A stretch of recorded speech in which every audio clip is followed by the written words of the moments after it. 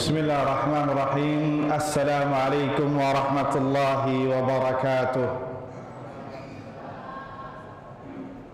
Alhamdulillahi rabbil alamin. Wabihi nasta'inu ala umuri dunya waddin. Wassalatu wassalamu ala ashrafil anbiya'i wal mursalin, habibina wa nabiyina Muhammadin sallallahu alaihi wasallam wa ala alihi wa sahbihi wa sallama tasliman katsira ila yaumiddin, amma ba'd. Allahumma la sahla illa ma ja'altahu sahla wa anta taj'alul huzna idza syi'ta sahla.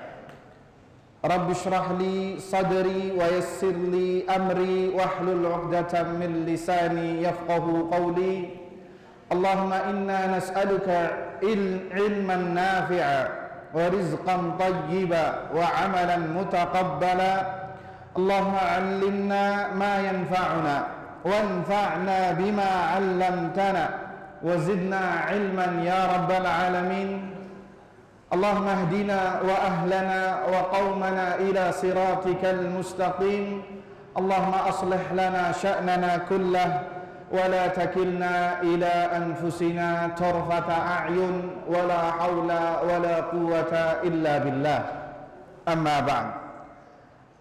Ikhwani wa akhwati fid din, seluruh civitas Ma'had Minhaj Sahabah yang dimuliakan Allah subhanahu wa ta'ala, alhamdulillah kita panjatkan puji syukur kepada Allah subhanahu wa ta'ala yang telah memberikan kepada kita sampai saat ini nikmat yang begitu banyak, begitu besar.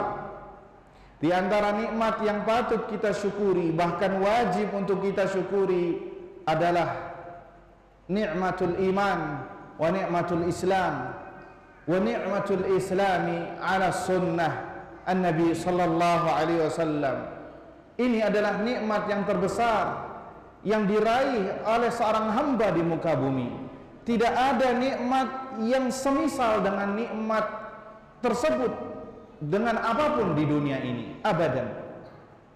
Dia adalah jannatullahi fil ard, jannah Allah subhanahu wa ta'ala yang ada di muka bumi. Bahkan Syekhul Islam Ibnu Taimiyah rahimahullah mengatakan, seseorang tidak akan masuk jannah Allah fil akhirah kecuali dia masuk ke jannah Allah fid dunya. Seseorang tidak bakal bisa masuk merasakan nikmat jannah Allah di akhirat sebelum dia merasakan nikmat jannah Allah di dunia. Apakah nikmat jannah Allah di dunia? Al-iman wal islam. Nikmat beragama Islam, nikmat merasakan manisnya iman. Itulah jannah Allah di dunia. Tidak bisa seorang muslim bisa merasakan jannah Allah kecuali dengan ini. Oleh karenanya maka kita bersyukur kepada Allah subhanahu wa ta'ala akan nikmat ini, karena tidak semua orang bisa merasakannya. Tidak semua orang bisa mencicipi nikmat ini, hanya pilihan Allah subhanahu wa ta'ala. Kita syukuri nikmat ini dengan saling bertadarus, saling mempelajari ilmu agama, karena inilah jalan keselamatan kita masing-masing. Tonggak keselamatan kita tergantung kualitas keimanan, keislaman, ketakwaan kita kepada Allah subhanahu wa ta'ala. Mudah-mudahan apa yang kita lakukan ini ayyuhal ikhwah tidak hanya sekedar sebagai peraturan, tapi niatkan ibadah kepada Allah azza wa jalla. Mudah-mudahan ini adalah pertanda kebaikan yang Allah inginkan kepada kita. Nabi kita sallallahu alaihi wasallam bersabda di dalam sebuah hadis yang diriwayatkan oleh Imam Bukhari dan Imam Muslim dari jalan Muawiyah ibn Abi Sufyan, Rasulullah sallallahu alaihi wasallam bersabda, "Man yuridillahu bihi khairan yufaqihu fid din." Barang siapa yang dikehendaki baik oleh Allah azza wa jalla, barang siapa yang Allah menginginkan kebaikan dari orang tersebut, apa Allah bilang? Apa kata Nabi SAW? Allah berikan dunia, Allah berikan mobil, kendaraan mewah, rumah yang besar, istri yang cantik, suami yang tampan, anak yang banyak, la abadan. Allah mengatakan lewat lisan Nabi SAW, yufaqihu fiddin. Allah akan fahamkan urusan agamanya. Allah akan berikan kepada dia niat mau untuk memahami agama ini. Karena dengan agama inilah seorang akan bisa menggapai jalan keselamatan fid dunya wal akhirah. Oleh karenanya maka mudah-mudahan berkumpulnya kita di sini, apalagi di salah satu rumah dari rumah Allah Azza wa Jalla, mempelajari qala Allah wa qala Rasulullah sallallahu alaihi wasallam. Mudah-mudahan ini adalah pertanda Allah menginginkan kebaikan kepada kita. Dan sebaliknya ayyuhal ikhwah. Dan ini ngeri. Barang siapa yang dikehendaki keburukan, Allah tidak menginginkan kebaikan darinya. Allah nggak butuh terhadap kebaikannya. Allah nggak menilai kebaikannya. Maka apa? Kata para ulama, di antaranya Syekh Shalih Fauzan hafizahullah mengomentari hadis ini, Allah akan biarkan dia dengan kejahilannya, nggak mau nuntut ilmu agama, disibukkan dengan perkara dunianya, dari pagi sampai siang, siang sampai malam. Semuanya berkutat masalah apa? Masalah dunia.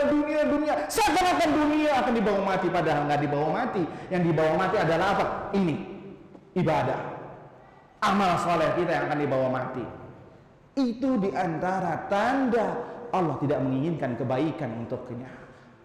Nggak mau belajar ilmu agama, nggak mau menghadiri kajian ilmu walaupun sepekan sekali, kecuali kalau sudah ditekan-tekankan baru mau.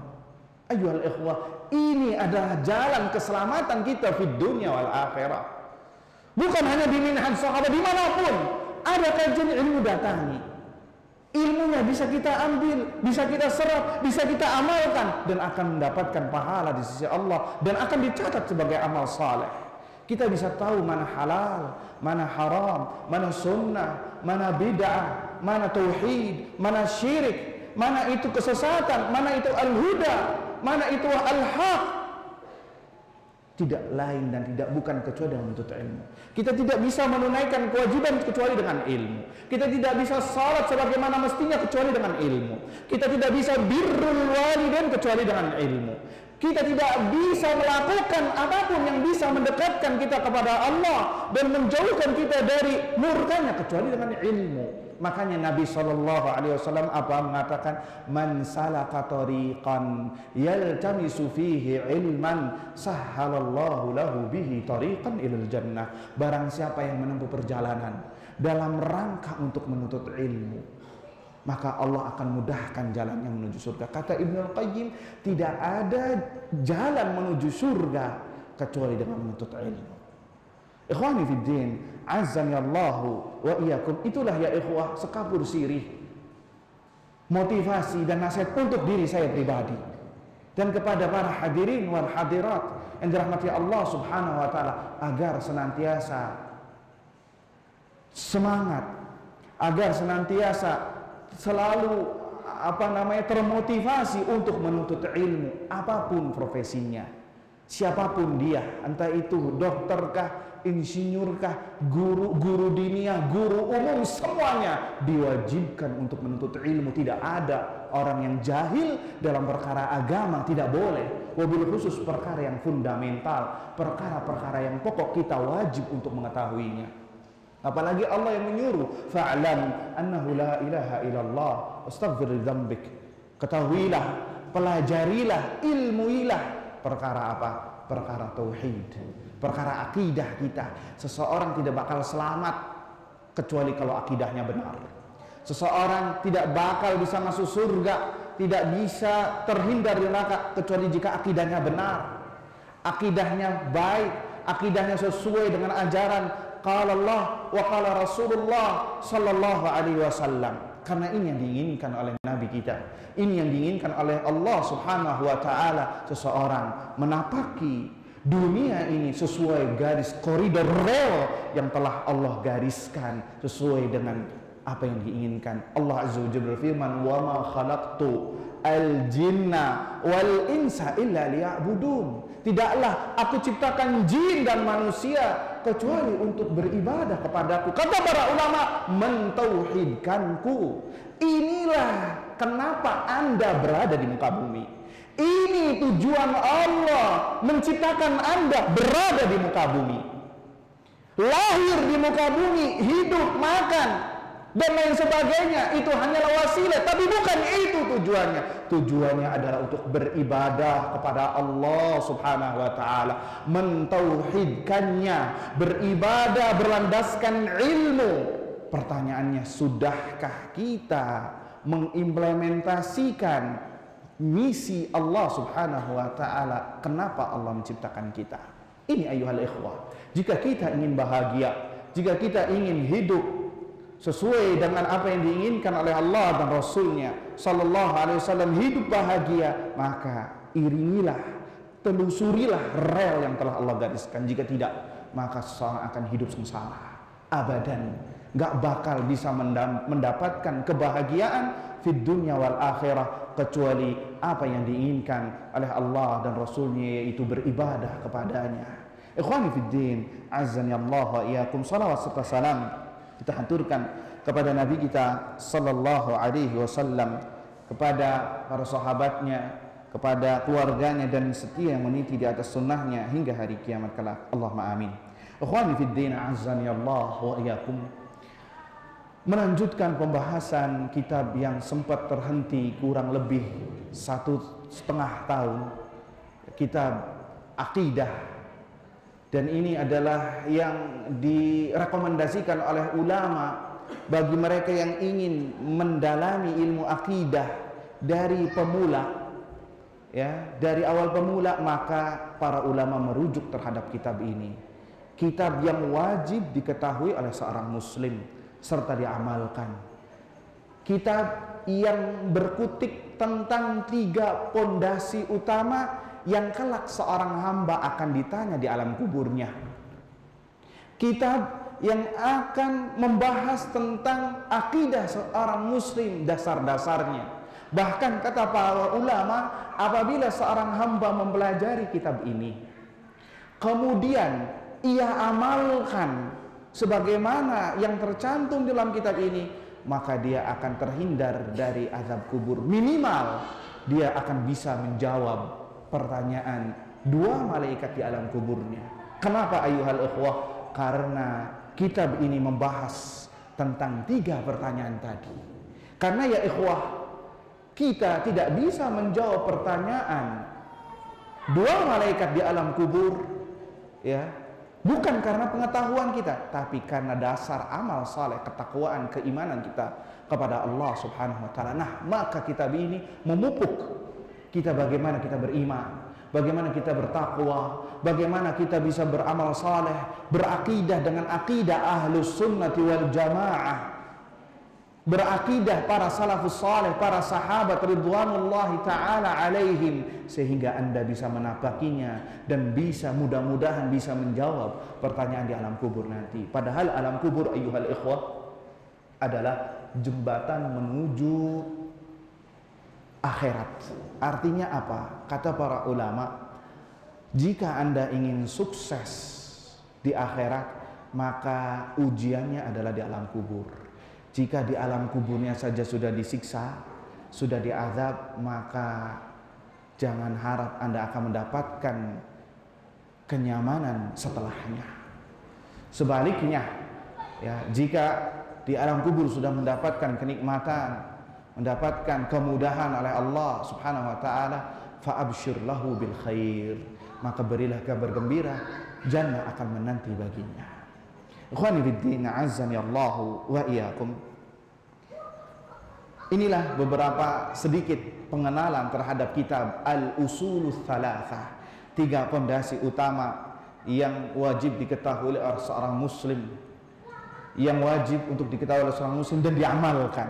Karya Syekh Muhammad ibn Abdul Wahhab ibn Sulaiman ibn Ali ibn Rashid At-Tamimi rahimahullahu ta'ala, seorang ulama pembaharu di Jazirah Arab. Ikhwani fiddin, azzani Allah wa iyyakum, ingin sedikit mengutip redaksi yang kita dulu pernah berhenti di dalamnya, dan ini memiliki pelajaran yang sangat luar biasa yang bisa kita ambil, bahkan kita bisa jadikan sebagai motivasi hidup. Apa kata beliau rahimahullahu ta'ala? Ketahuilah, wa a'zam ma amarallahu bihi at-tauhid wa huwa ifradullahi ta'ala bil ibadah. Ketahuilah, sesungguhnya perkara yang paling besar, perkara yang paling agung yang Allah perintahkan kepada kita adalah tentang at-tauhid, tentang masalah tauhid. Wa huwa ifradullahi bil ibadah, yakni mengesahkan Allah dalam hal ibadah. Wa a'zamu ma naha an asyirk. Adapun perkara yang paling besar yang wajib untuk kita ketahui, yang Allah larang kepada kita adalah tentang kesyirikan. Wa huwa da'watu ghairihi ma'ahu, yakni engkau mendoakan Allah Subhanahu wa ta'ala dalam beribadah. Engkau berdoa kepada Allah tetapi berdoa kepada selainnya. Engkau beribadah kepada Allah dan engkau juga beribadah kepada selainnya. Dalam bahasa syariat itu namanya syirik. Itu namanya syirik. Syirik bukan dalam bahasa Indonesia artinya iri dengki, tapi syirik di sini adalah dosa yang sangat besar yang tidak akan diampuni oleh Allah jika pelakunya meninggal belum bertobat, dan akan kekal abadi finnari khalidina fiha abada, kekal abadi, yaitu adalah syirik wal iyadzu billah. Kemudian beliau mengambil dalil, wad dalil qauluhu ta'ala, dalilnya adalah firman Allah Subhanahu wa ta'ala dalam surat An-Nisa ayat 36, wa'budullah wa la tusyriku bihi syai'a. Sembahlah Allah Subhanahu wa ta'ala dan jangan engkau berbuat syirik kepadanya. Ikhwani fiddin azani Allah wa yakum. Itulah sekelumit redaksi yang akan kita bahas, mudah-mudahan waktunya mencukupi. Ikhwani fiddin azani Allah wa iyyakum. Di sini disebutkan bahwasannya a'zam ma amarallahu bihi tauhid. Perkara yang paling agung yang wajib diketahui oleh seorang muslim yang beriman kepada Allah Azza wa Jalla adalah tauhid. Adalah at-tauhid. Apa itu tauhid? Apa itu tauhid? Dijelaskan oleh para ulama, di antaranya Syekh Muhammad bin Saleh Al-Utsaimin rahimahullahu ta'ala. Tauhid adalah ja'ala syai'a wahid. Seorang menjadikan sesuatu itu satu. Itu tauhid secara bahasa. Adapun secara istilah, tauhid sebagaimana yang disebutkan oleh Syekh Muhammad bin Abdul Wahhab rahimahullahu ta'ala adalah at-tauhidu huwa ifradullahi ta'ala, ay an ta'budallaha wahdahu la tusyrika bihi syai'a. Engkau beribadah kepada Allah semata, hanya untuk Allah Subhanahu wa ta'ala. Tidak engkau palingkan kepada selainnya. Tidak engkau palingkan kepada nabi. Tidak engkau palingkan kepada malaikat. Tidak engkau palingkan kepada pemuka-pemuka manusia, tokoh-tokoh manusia, raja dan lain sebagainya. Kalau yang namanya ibadah itu haknya Allah yang paling mendasar, hak Allah yang paling mendasar, sehingga kata Syekh Al-Imam Muhammad bin Abdul Wahhab, perkara yang tertinggi adalah perkara tauhid, dan perkara yang tertinggi masalah larangan adalah lawan dari tauhid, syirik. Dan ini ayyuhal ikhwah kaidah yang harus kita jaga, yang harus kita hafal, bahwasanya perkara yang tertinggi adalah tauhid. Perkara yang tertinggi masalah larangan adalah syirik. Sudahkah kita memperhatikan perkara ini?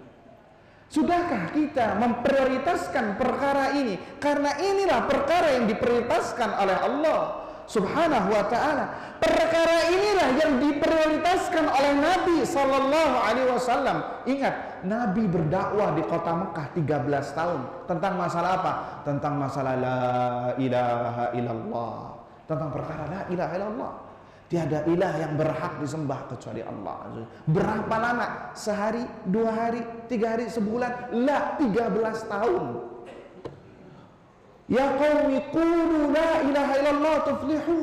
Wahai kaumku, katakanlah la ilaha illallah, kalian akan beruntung. Nabi berdakwah di pasar, Nabi dakwah di rumah, Nabi dakwah di Ka'bah, Nabi dakwah di bukit. Semuanya berkutat masalah tauhid. Bahkan Nabi SAW terancam nyawanya, diboikot keluarganya, bahkan di lockdown keluarganya, sampai nggak makan berhari-hari. Gara-gara apa? mengumandangkan masalah tauhid. Lihat, agar apa ayuhal ikhwah?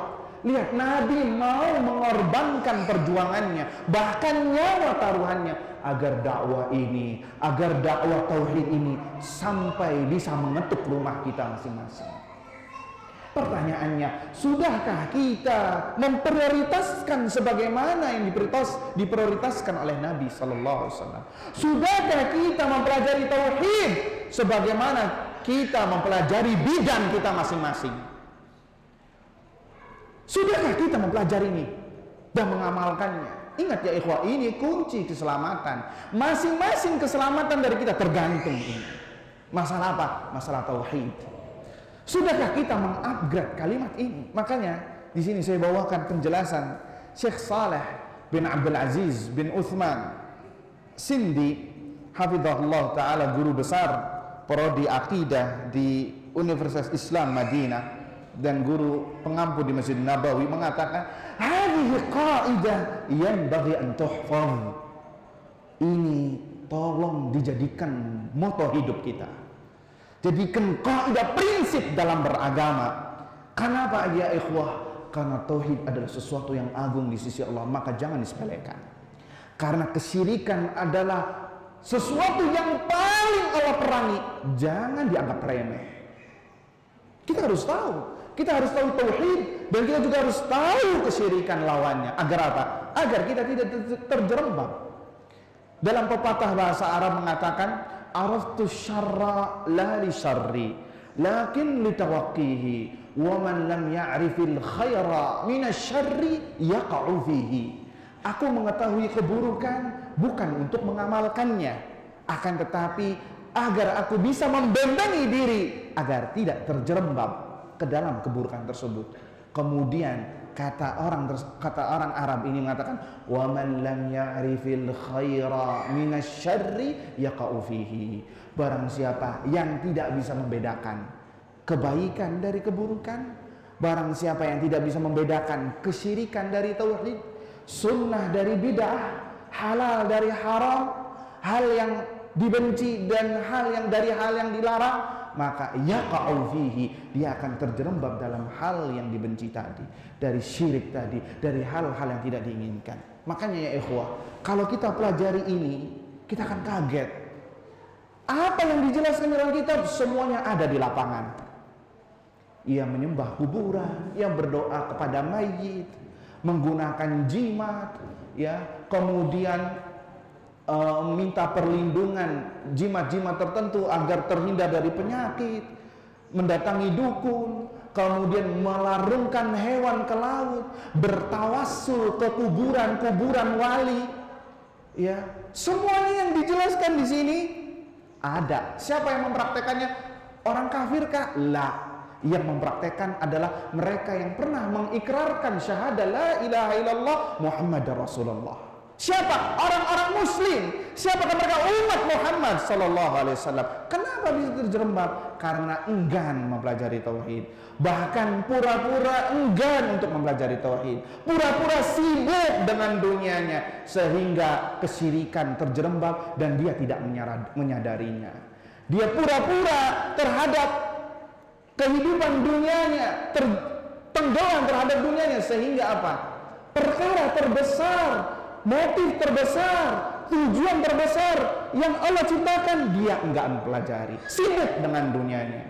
Seakan-akan dunia diciptakan untuk dirinya dan dirinya diciptakan untuk dunia.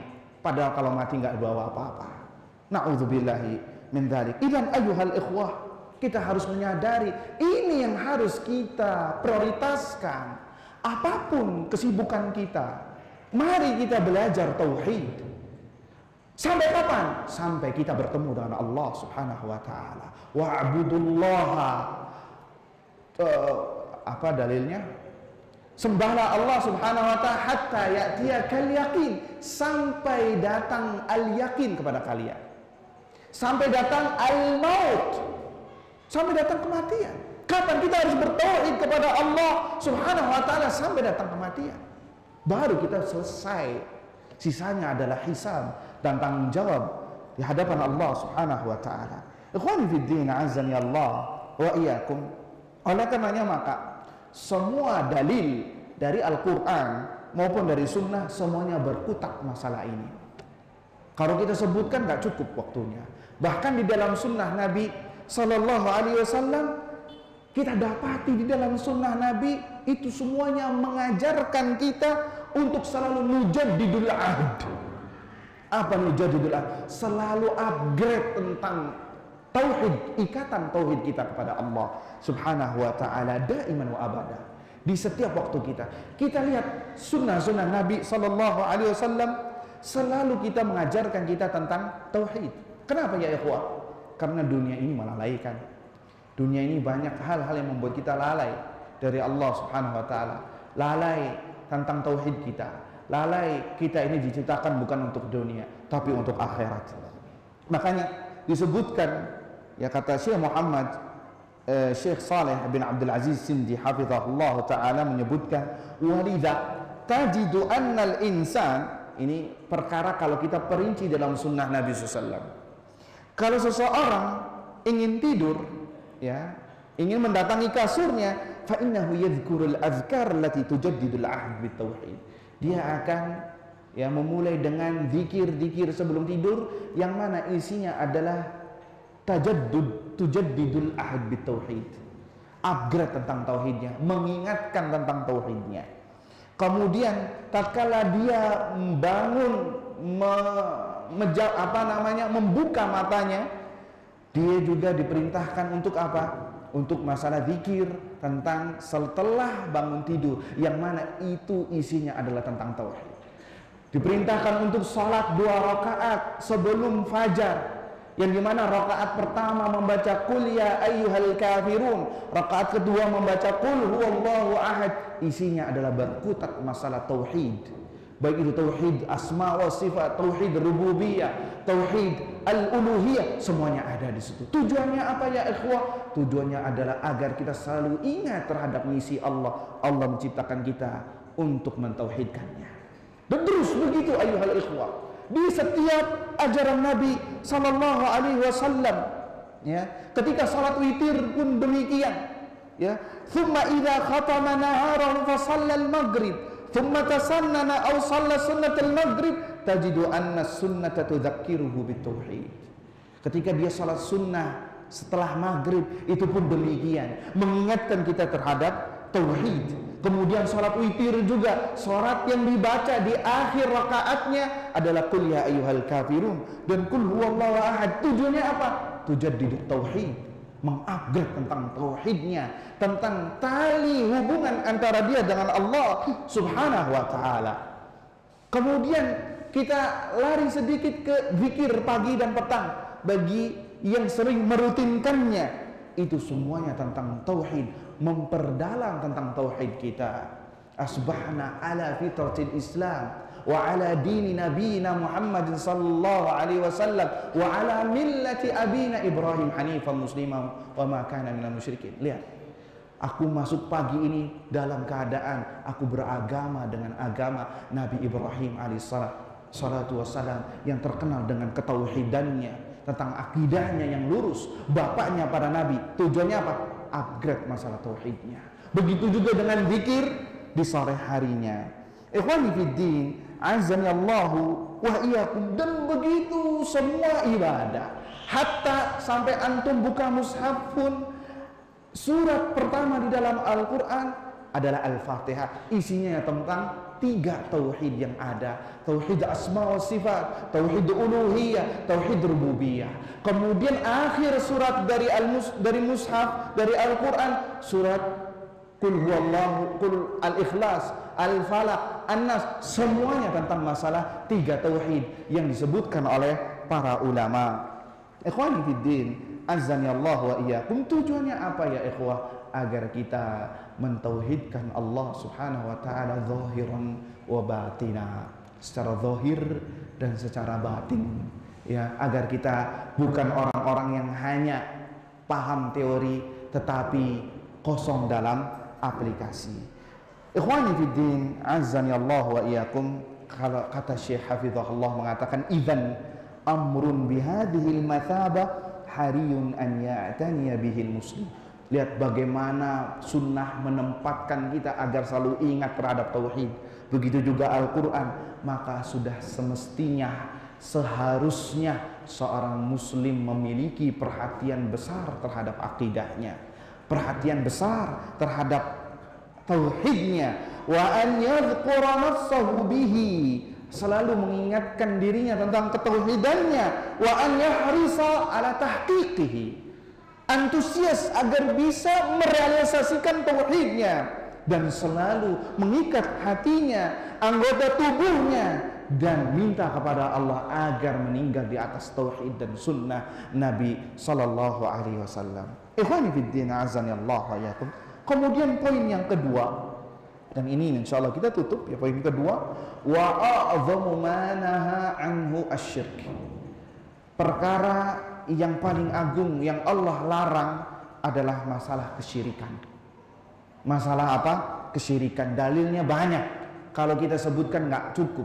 Wa'budullaha wa la tusyriku bihi syai'a. Dan ayat yang senada seperti ini banyak. Sembahlah Allah dan jangan berbuat syirik. Kata para ulama saking banyaknya nggak butuh tafsiran. Kenapa? Wadih, sangat jelas sekali. Perkara tauhid tidak membutuhkan tafsir sebagaimana ayat-ayat hukum fikih. Masalah tauhid semua orang awam bahkan mendengarnya langsung paham. Bahkan dibacakan artinya, nah langsung paham. Kenapa? Inilah misi Allah Subhanahu wa taala. Kata beliau hafizahullah taala, hadzani amrani diddani la yajtami'an. Ini perkara nggak bakal bisa bersatu, tauhid dan syirik. Tauhid wa syirik la tajtami'an. Lahid, lihatlah firman Allah azza wa jalla, wa'budullah, sembahlah Allah, ya, sembahlah Allah, tauhidkan Allah subhanahu wa ta'ala, ibadahilah Allah subhanahu wa ta'ala, dan ibadah tidak akan diterima kecuali di atas dasar tauhid yang benar, akidah yang benar. Makanya kata para ulama, wa'budu, ibadahi Allah, artinya kata para ulama, tauhidkan Allah azza wa jal. Karena seseorang tidak bisa dikatakan beribadah kepada Allah sampai dia bertauhid kepada Allah. Percuma dia puasa, sholat, zakat, haji, umrah setiap tahun, haji setiap tahun, tapi berbuat syirik kepada Allah, tidak dianggap beribadah kepada Allah subhanahu wa ta'ala. Ikhwani fiddin, azzani Allah wa iyyakum. Kata Syekh hafizahullah menyebutkan, a'zam ma nahallahu anhu syirk, perkara yang terbesar yang Allah larang adalah syirik. Kenapa ayuhal ikhwah? Karena anna syirk billah a'zam jarima ala wajhil ard. Orang yang berbuat syirik kepada Allah itu adalah tindakan kejahatan yang paling besar yang ada di muka bumi. Tindakan kriminal yang paling besar yang ada di muka bumi, wa a'zam ma naha anhu syirk. Dan perkara, makanya Allah mengatakan perkara yang terbesar adalah syirik yang Allah larang. Kenapa? Lisababain, karena dua sebab. Allah mengatakan syirik adalah perkara terbesar karena dua sebab. Pertama, bahwasannya annahu a'zamudz dzunub, perkara dosa yang paling besar di sisi Allah. Tidak ada dosa yang lebih besar di sisi Allah dari dosa syirik. Kemudian yang kedua adalah anna uqubatahu a'zamul uqubat, karena hukuman orang yang melakukan tindakan kesyirikan adalah hukuman yang paling berat yang ia dapatkan. Nanti kita akan jelaskan. Ikhwani fiddin, a'azani Allah wa iyyakum. Inilah dua poin. Awalan, dosa syirik adalah a'zamudz dzunub, dosa yang paling besar di muka bumi. Kemudian yang kedua, bahwasanya hukuman yang diancam, yang akan disiapkan bagi para pelaku kesyirikan adalah seberat-beratnya hukuman. Ikhwani fiddin, azani Allahu wa iyyakum. Disebutkan di sini bahwasannya syirik perbuatan yang paling besar di sisi Allah. Mengapa? Karena kesyirikan adalah berkaitan dengan hak Allah azza wa jalla. Tatkala seseorang berbuat syirik, maka dia sedang merampas hak Allah subhanahu wa ta'ala. ibadah yang sejatinya buat Allah. Allah lah yang menciptakan, Allah lah yang memberikan rizki, Allah lah yang mengatur, Allah yang memiliki kerajaan, yang menguasai, Allah lah yang menghidupkan, Allah lah yang mematikan. Maka apa? Inilah konsep ketuhanan yang ada 6. Ya, konsep ketuhanan yang ada 6. Menciptakan, mengatur, ya, kemudian menguasai, kemudian menghidupkan dan mematikan. Ya, semuanya ini adalah konsep ketuhanan yang mana hanya Allah saja subhanahu wa ta'ala yang punya, yang memiliki sifat itu. Kalau zat yang memiliki sifat yang tadi kita sebutkan, maka dialah satu-satunya yang berhak untuk disembah dan diibadahi. Yang berhak untuk disembah dan diibadahi. Tatkala seseorang berbuat syirik, menyekutukan Allah dalam beribadah, maka dia telah merampas hak Allah subhanahu wa ta'ala yang paling mendasar, yang satu-satunya yang berhak diibadahi. Maka disitulah dosa yang paling terbesar, dosa yang paling terbesar yang dilakukan oleh seorang hamba. Ya. Di sini disebutkan, kata Syekh Hafizahullah Ta'ala, makanya kalau ada seseorang, ya, ada raja yang sangat kuat, ya, di dunia ini. Atajidu hadzal insan wa huwa ya'rif ma 'alaihi hadzal malik minal quwwati was satwati wal qudra was sultan. Ada seseorang yang mengetahui bahwasanya ada raja yang memiliki kekuatan, memiliki kekuasaan yang unlimited, artinya kekuasaan yang sangat luas. Dan dia ini dekat dengan raja tersebut. Maka pertanyaannya, apakah dia akan menunaikan hak raja tersebut ataukah tidak? Karena kalau tidak menunaikan, dia akan dihukum. Tapi kalau menunaikan haknya, dia akan mendapatkan hadiah, akan mendapatkan balasan. Pasti orang yang seperti ini akan takut kepada raja tersebut. Kenapa? Takut akan dihukum, takut akan dikisos, takut akan mendapatkan ganjaran yang tidak akan diinginkan oleh setiap orang. Begitu juga dengan Allah subhanahu wa ta'ala. Allah memiliki surga, Allah memiliki neraka, Allah yang menciptakan, Allah yang mengatur, Allah yang memberikan rizki, Allah yang mengatur alam semesta, yang menguasai alam raya ini. Kemudian ia tidak menunaikan haknya kepada Allah Azza wa Jalla, tetapi ia palingkan kepada selainnya. Maka ini adalah dosa yang paling besar yang tidak akan diampuni oleh Allah subhanahu wa ta'ala jika dia tidak bertaubat kepada Allah subhanahu wa ta'ala. Ini ngeri sekali ya ikhwah kalau kita belajar seperti ini, ya, karena banyak diantara kaum muslimin yang terjerembab dalam kesyirikan dan dia tidak tahu, bahkan menganggapnya bagian dari agama. Kalau doa, kalau nggak ke kuburan nggak afdol katanya. Bahkan kalau doa di kuburan dia sambil nangis-nangis, khusyuk luar biasa. Tapi doa di masjid nggak khusyuk, hatinya nggak hadir. Kenapa? Lihat efek dari kesyirikan. Dan itu ia lakukan terus-menerus sampai umur tua, sampai meninggal dunia dengan dia berdoa kepada mayit. La haula wala quwata illa billah. Lihat, banyak ngeri sekali ya ikhwah. Jangan kita sepelekan perkara kesyirikan. Kemudian yang kedua, kenapa dosa syirik adalah dosa yang paling besar di muka bumi? Asyirku billah a'zamu mu'anadah lillah. Syirik kepada Allah adalah bentuk perlawanan kita kepada Allah Azza wa Jalla, kepada Allah subhanahu wa ta'ala. A'zam, bahkan perlawanan yang tertinggi, pembangkangan makhluk kepada Allah terbesar tatkala dia berbuat syirik kepada Allah subhanahu wa ta'ala. Kenapa ya ikhwah? Karena dia melawan hikmah yang Allah gariskan. Allah menciptakan kita untuk mentauhidkannya. Kita dilahirkan, kita diciptakan, ternyata tidak menjalankan misi yang Allah inginkan. Malah kita, kalau bahasanya, mengkhianati, ya, menduakan Allah subhanahu wa ta'ala, ya, menikung kalau bahasa kita. Kalau sesama manusia menikung dari belakang, maka ini adalah bentuk perlawanan yang terbesar seorang hamba kepada Allah Azza wa Jalla. Yang ketiga adalah bahwasannya syirik kepada Allah subhanahu wa ta'ala adzlamul dzulm, kezaliman yang paling terbesar, kezaliman yang paling zalim adalah kesyirikan. Sedangkan kata Nabi SAW, "Adz-dzulmu dzulumat yaumal qiyamah." Kezaliman adalah kegelapan di hari kiamat. Yang namanya kezaliman adalah wad'u syai' fi ghairi mahallih, meletakkan sesuatu bukan pada tempatnya.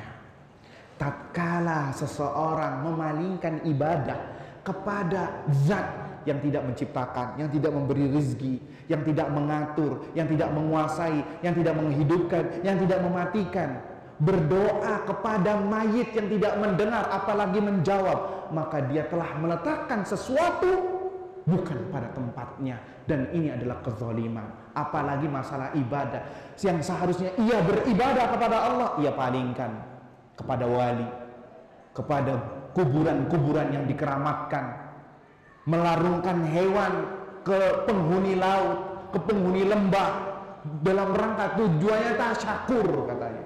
Tujuannya agar tolak bala. La haula wala quwata illa billah.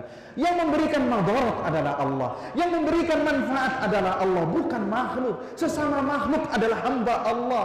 Kalau hamba Allah, tidak ada satu helai rambut pun berhak untuk mendapatkan penghambaan kita, ibadah kita. Bahkan Nabi pun tidak berhak untuk diibadahi, tidak berhak untuk dimintai doa dari kita. Kita gak boleh berdoa kepada Nabi, gak boleh. Nabi makhluk terbaik di muka bumi ini, makhluk terbaik alam itlaq, penduduk langit dan penduduk bumi yang terbaik adalah Rasulullah Sallallahu Alaihi Wasallam. Walaupun demikian, Nabi gak boleh diibadahi.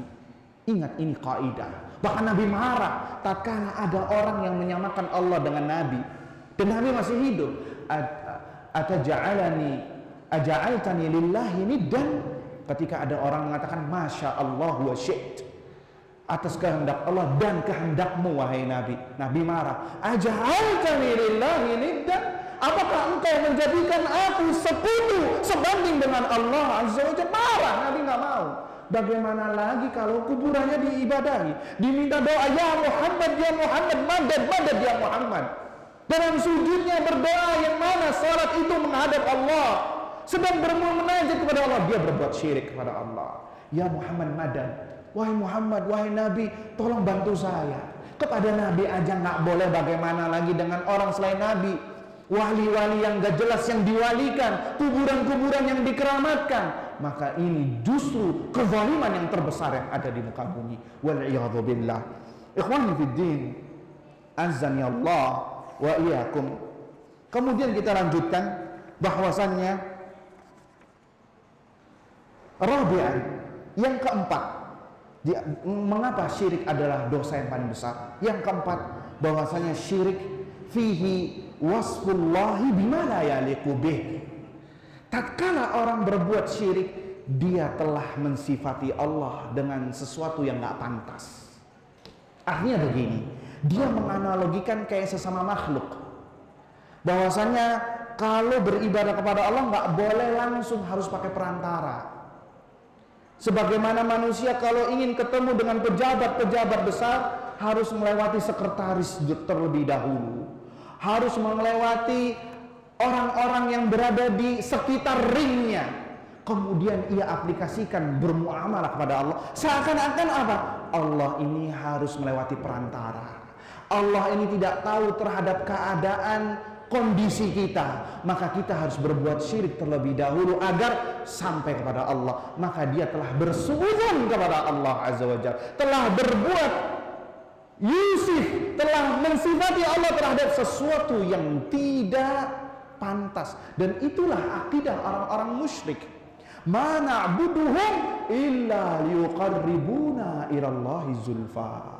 Kami tidak menyembah mereka wahai Muhammad kecuali agar mereka bisa mendekatkan kami kepada Allah Azza wa Jalla. Ini telah berbuat mensifati Allah terhadap sesuatu yang tidak pantas. Allah suka diminta secara langsung. Bahkan Allah marah kalau kita tidak pernah berdoa kepadanya. Dalam sebuah hadis dikatakan, idza lam yas'alillah yaghdab alaihi. Allah itu marah kalau tidak diminta. Berbeda dengan makhluk. Kalau makhluk sering diminta itu marah. Makhluk sekali diminta mungkin sekali dua kali iya, tapi kalau terus-terusan ini anak melonjak. Kenapa? Manusia itu bakhil sifatnya. Karena apa? Manusia itu fakir, terbatas kemampuannya. Berbeda dengan Allah Azza wa Jal yang mana malakutu kulli syai'. Segala sesuatu itu adalah milik Allah Azza wa Jal. Sehingga kalau Allah tidak diminta marah, manusia kalau diminta marah. Makanya perkataan Abdullah ibn Mubarak kepada anaknya, ya bani, ya bunayya la tas'alillahi hajatan, la tas'ali bena Adam hajatan, was'alilladzi abwabu la tuhjabu. Wahai anakku, jangan minta hajat sama manusia, tapi mintalah hajat terhadap pintu-pintu yang tidak pernah tertutup. Zat yang memiliki pintu yang tidak pernah tertutup, artinya Allah Azza wa Jalla. Bunayya in sa'alta Adam yaghdabu. Wahai anakku, kalau engkau meminta manusia pasti marah. Tapi kalau Allah ditinggalkan, tidak diminta, Allah yang akan marah. Jadi ayyuhal ikhwah, ibadah itu enggak membutuhkan perantara, langsung hanya kepada Allah Azza wa Jalla. Lihat Allah Azza wa Jalla berkata masalah doa. Wa qala rabbukum ud'uuni astajib lakum innal ladzina yastakbiruna an ibadati sayadkhuluna jahannama dakhirin. Kata Rabb mengatakan, Rabb kalian mengatakan, wa qala ud'uuni astajib lakum, mintalah kepada aku berikan cash, aku berikan langsung hajatnya. Siapa yang mengatakan? Allah Azza wa Jalla. Allah tidak mengatakan mintalah kepada si fulan, nanti akan ku beri. La, mintalah kepada aku, langsung aku berikan. Kemudian Allah mengancam, sesungguhnya orang-orang yang enggan menyombongkan diri dari beribadah kepadaku, di antaranya doa, kelak dia akan masuk neraka jahanam dalam keadaan hina-hina. Wal iyadhu billah, nas'alullaha salamata wal afiyah, na'udzubillah min dzalik. Oleh karenanya maka kenapa Allah sifati syirik adalah dosa yang paling besar? Karena 4 perkara tadi. Ikhwani fiddin, azzani Allah wa iyyakum. Kemudian disebutkan bahwasannya poin kedua, hukuman orang yang berbuat syirik adalah akbar, a'zamu uqubah, perkara yang terbesar. Disebutkan, na'am, asyirku uqubatuhu allati tawa'ada Allah 'alaiha la nadhira laha fi syai'in mimma harramallah. Kalau kita berbicara hukuman orang berbuat syirik adalah hukuman yang tidak ada misalnya yang Allah telah siapkan. Enggak ada dosa yang levelnya sama dengan syirik, sehingga hukumannya pun berbeda. Syirik adalah hukuman yang paling parah yang didapatkan oleh seorang hamba yang berbuat syirik. Yang pertama, hukuman yang didapatkan oleh orang yang berbuat syirik adalah adz-dzambul ladzi la yaghfiruhullah. Allah mengancam orang yang berbuat syirik tidak akan diampuni oleh Allah Azza wa Jalla. Tidak akan diampuni. Dan Allah telah tegas mengatakan dalam surah An-Nisa, innallaha la yaghfiru ay yushraka bihi wa yaghfiru ma duna dzalika liman yasha. Sesungguhnya Allah tidak mengampuni dosa syirik dan mengampuni dosa selain syirik, liman yasha, bagi siapa saja yang dikehendaki. Artinya, kalau dosa selain syirik, jika dia mati dan tidak berbuat syirik, jika dia mati dan belum bertaubat selain syirik, itu di bawah kehendak Allah. Bisa jadi Allah ampuni, dan kalau Allah ampuni itu dengan rahmatnya dan karunia-Nya, dan jika Allah azab, maka itu dengan keadilan Allah Azza wa Jalla. Artinya, kalau ada orang mati membawa dosa selain syirik, maka kita tidak bisa menjustifikasi dia di neraka. Tidak bisa. Karena ini perkara gaib. Bisa jadi Allah ampuni. Bisa jadi Allah ampuni, bisa jadi Allah azab. Kalau Allah ampuni itu dengan rahmatnya dan dengan karunia-Nya, dan jika Allah azab maka itu dengan keadilannya. Makanya kita nggak boleh menjustifikasi fulan finnar, nggak boleh. Sebagaimana juga kita tidak bisa menjustifikasi orang masuk surga walaupun meninggalnya dalam keadaan sholat, nggak bisa, nggak boleh. Fulan fil jannah, siapa yang menjamin fulan masuk surga? Bisa jadi punya dosa-dosa yang harus disucikan, dicuci dulu di neraka. Nggak boleh kita. Makanya kata para ulama mengkritisi kalimat almarhum dalam penyebutan jenazah. Itu dikritisi oleh ulama. Kenapa? Karena almarhum ini memiliki kalimat multitafsir. Artinya justifikasi kita menjas bahwasanya si fulan sudah mendapatkan rahmat Allah. maka ini salah, nggak boleh. Nggak boleh. Ya, siapa yang menjamin si fulan sudah masuk rahmat Allah? Kita nggak bisa. Kita tidak bisa menjamin seorang mendapatkan rahmat Allah atau mendapatkan azab Allah kecuali ada dalilnya. Kalau ada dalilnya, na'am, kita katakan Abu Lahab finnar, tabat yada Abi Lahabi wa tab. Fir'aun finnar, dalilnya ada. Abu Bakar fil jannah, Umar fil jannah, para sahabat Nabi fil jannah, dalilnya ada dalam surat Taubah. Tapi selain dari itu yang tidak disebutkan dalilnya, maka jangan lancang kita menunjukkan fulan di jannah, fulan di neraka. Nggak boleh. Kelak akan dimintai pertanggungjawaban omongan kita. Inna sam'a wal basara wal fuada kullu ulaika kana anhu mas'ula. Semua pendengaran, penglihatan, bahkan hati kita akan dimintai pertanggungjawabannya di sisi Allah Azza wa Jalla. Maka yang pantas kita ucapkan adalah rahimahullah, semoga Allah merahmatinya. Allah yarhamuhu, semoga Allah merahmatinya. Rahmatullahi alaihi. Doa. Adapun mengucapkan almarhum maka ditafsil kata para ulama. Jika yang ia niatkan kalimat almarhum tersebut adalah doa, maka tidak mengapa. Tapi kalau ia niatkan dari kalimat almarhum tersebut adalah justifikasi penetapan bahwasanya fulan pasti dapat rahmat, maka ini dilarang, tidak dibolehkan. Wal afdal, yang paling selamat, tidak menggunakan kalimat almarhum, tapi gunakanlah kalimat konteks doa rahimahullah dan yang sejenisnya. Kita kembali lagi ayyuhal ikhwah, sedikit waktunya. Tadi telah kita sebutkan bahwasanya dosa selain syirik itu sifatnya rahasia Allah Azza wa Jalla. Bisa Allah kehendaki, bisa Allah ampuni, bisa Allah azab orang tersebut, kecuali syirik. Orang yang membawa dosa syirik, Allah telah menyiapkan di antara bentuk azabnya tidak diampuni. Alias apa?